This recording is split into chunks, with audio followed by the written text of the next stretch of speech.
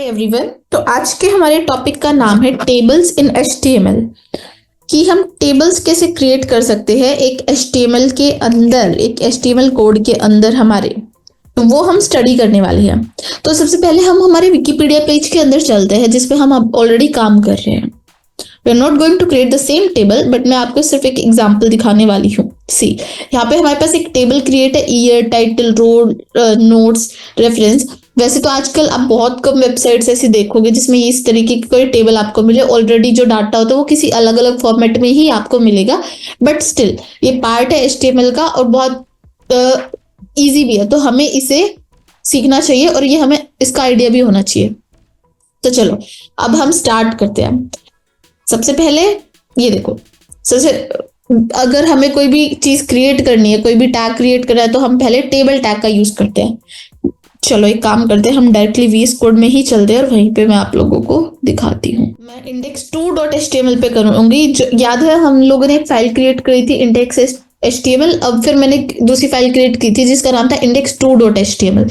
तो यहाँ पे हम टेबल क्रिएट करने वाले हैं और मैं अब लाइव कहाँ से जाऊंगी। सी, अगर मुझे ये वाला पेज जो है अपने ब्राउजर की स्क्रीन पे दिखाना है तो मैं लाइव जाऊंगी पेज फर्स्ट से, यानी कि index.html पे जाके मैं गो लाइव करूंगी।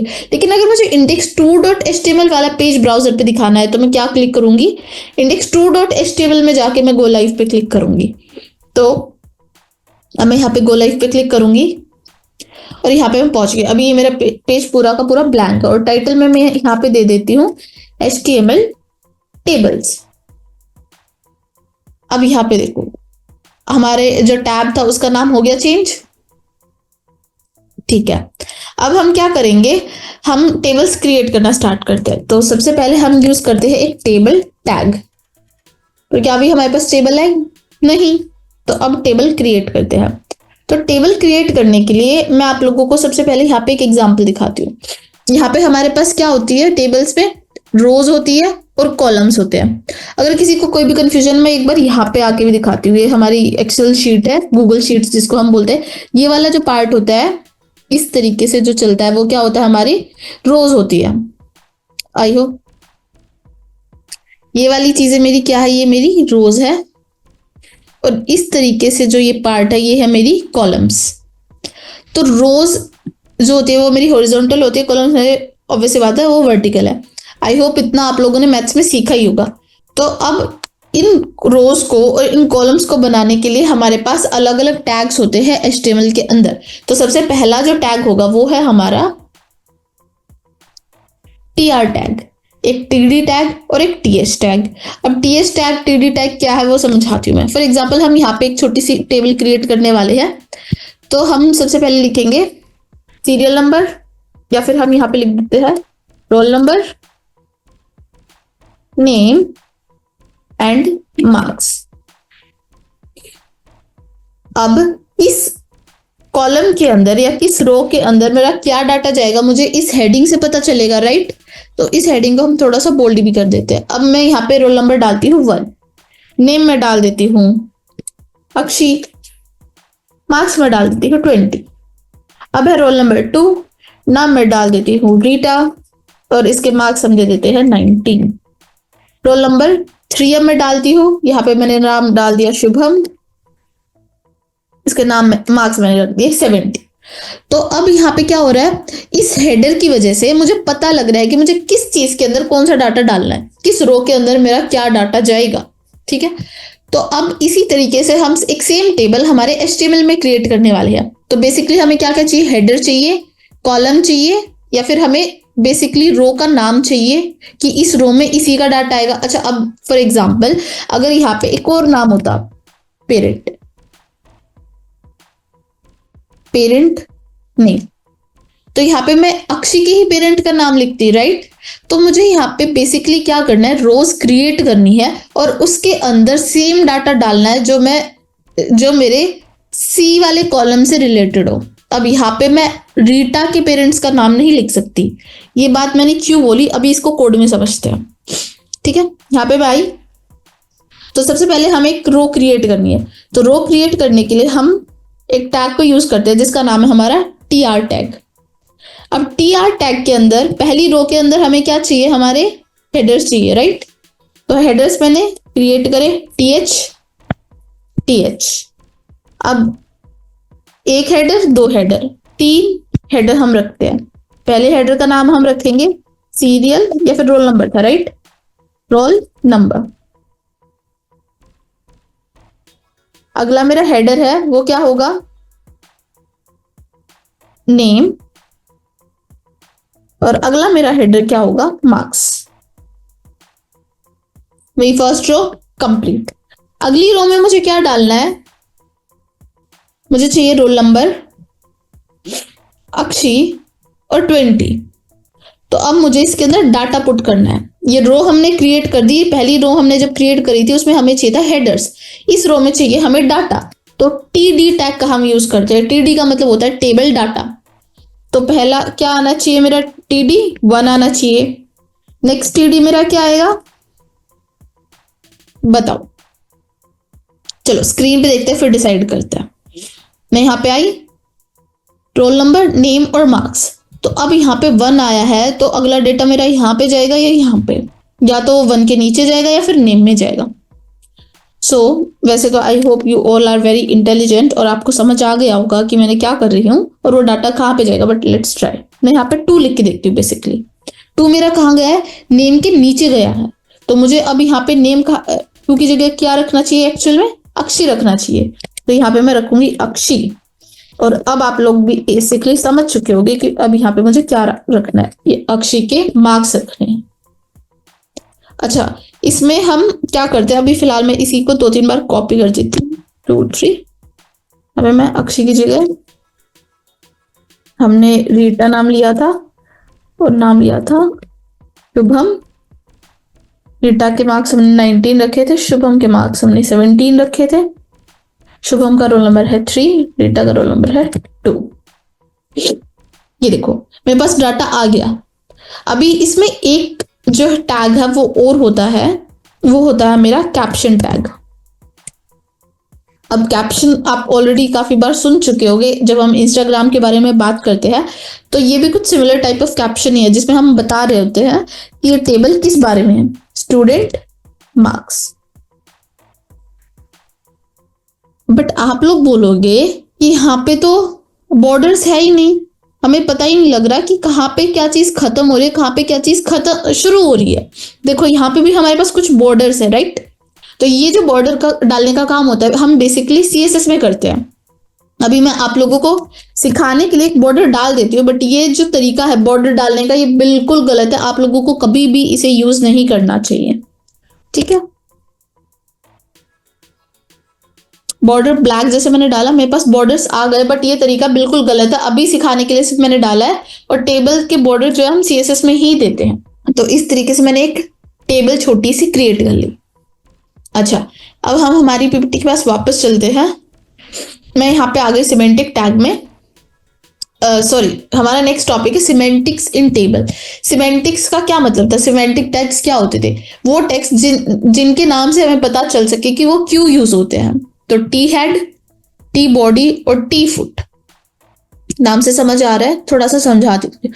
Table head to wrap the table header in HTML, T body to wrap the table body in HTML, T foot to wrap the table footer. So they are more like कि हम यहाँ पे सिर्फ define कर रहे हैं कि हाँ हमारे ये वाला पार्ट हेडिंग के लिए है, ताकि हमारे कोड में थोड़ी सी और क्लैरिटी आ सके। Next is T body.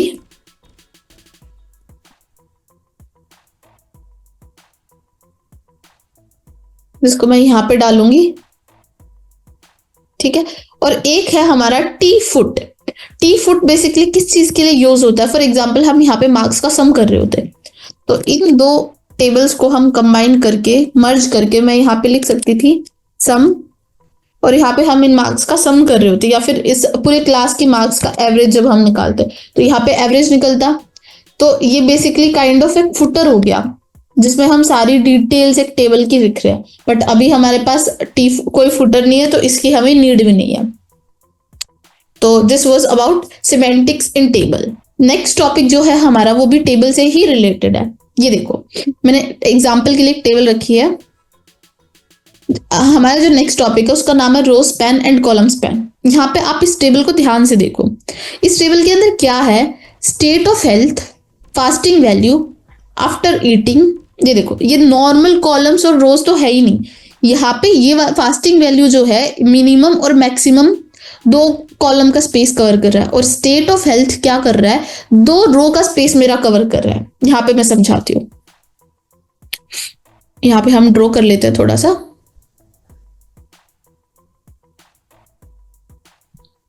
अगर ये मेरे पास एक नॉर्मल रो टेबल होती तो क्या होता है, इसमें मैं इन लाइन को मैच कर रही हूँ, ये मेरी एक ये बन जाता, ये मेरा एक ये रो बन जाती। एक सेकेंड, लाइन इसको थोड़ा सा पतला रखते हैं। यहाँ पे मैं इन दोनों चीजों को मैच कर रही हूँ। अब देखो मेरे पास एग्जैक्टली कितनी रोज होती उस टाइम पे, 1 2 3 4 और 5 रो, और कॉलम कितने, 1 2 3 और 4, यानी कि 4 कॉलम होते। बट यहाँ पे एक चीज क्या हुई अलग, कि स्टेट ऑफ हेल्थ क्या कर रहा है, मेरे 2 रोज का स्पेस कवर कर रहा है। लेकिन आगे जैसे हम जाते जा रहे हैं, ये फिर से 2 पार्ट में ही ये डिवाइड हो रहा है। फास्टिंग वैल्यू एक अलग रो में है और मिनिमम मैक्सिमम अलग रो में है। आफ्टर ईटिंग अलग रो में है और 2 आवर्स आफ्टर ईटिंग वो अलग रो में है। सेम यहाँ पे क्या हुआ, यहाँ पे बेसिकली क्या होना चाहिए था, 2 कॉलम होती, बट अलग चीज क्या है, जो फास्टिंग वैल्यू है मेरी, वो 2 जो कॉलम है उसका स्पेस कवर कर रही है। और उसके बाद क्या हुआ, फिर से वो स्पेस जो है खत्म हो गया। मिनिमम अपने अलग चीज डाल रही है, मैक्सिमम अपना अलग स्पेस कवर कर रही है एक ही कॉलम का, जो कि नॉर्मली होता है। तो इस तरीके की जो टेबल्स होती है वो हम किस तरीके से क्रिएट कर सकते हैं, वो हम क्रिएट करते हैं रो स्पैन और कॉलम स्पैन की वजह से।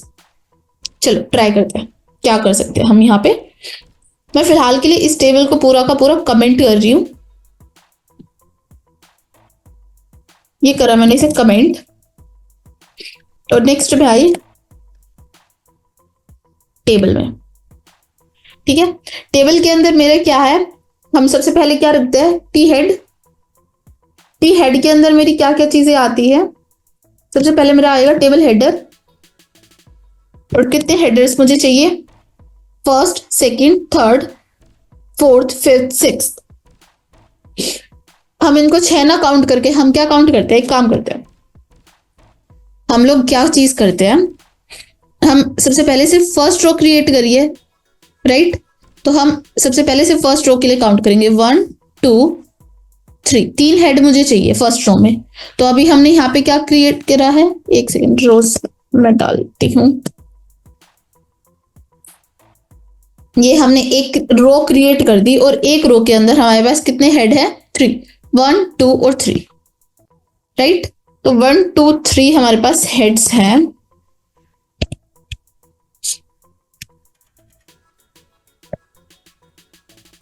ठीक है, पहले का मेरा टेक्स्ट क्या होना चाहिए, स्टेट ऑफ हेल्थ।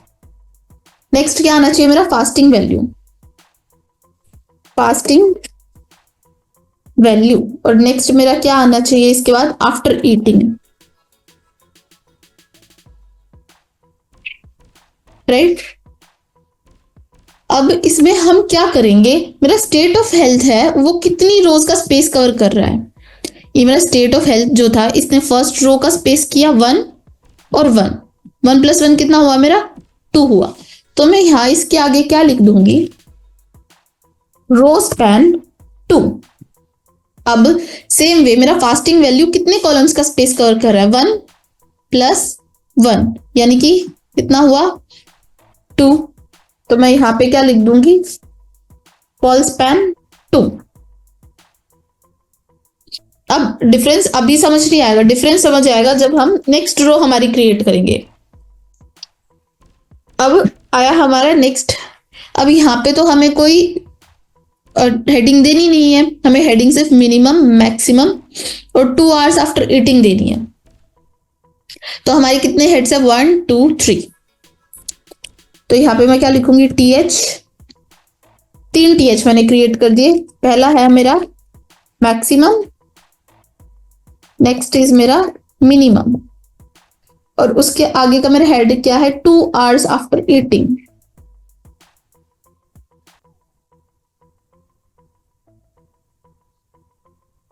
अब एक काम करते हैं, थोड़ा सा और अच्छे से क्रिएट कर लेते हैं। वैसे तो जो चीज हमें देखनी है वो हो गया होगा, बट स्टिल मैं ये चीजें डाल देती हूँ। टी रो के अंदर अब हमारा हेडिंग वाला पार्ट तो खत्म हो चुका है, तो अब मेरा क्या आएगा, टी बॉडी। हेड वाला पार्ट मेरा खत्म हो चुका है, अब हम क्या करेंगे, बॉडी के लिए काम कर रहे हैं। टी आर, इसके अंदर मुझे अब डाटा पुश करना है, 1 2 3 और 4, यानी कि मेरे 4 टीडी आएंगे।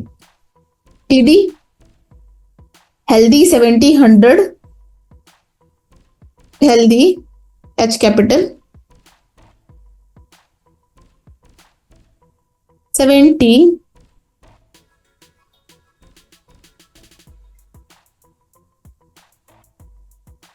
अच्छे मैंने ये उल्टा लिख दिया, यहां पे आना चाहिए था मेरा मिनिमम। मैं इस वाले पार्ट को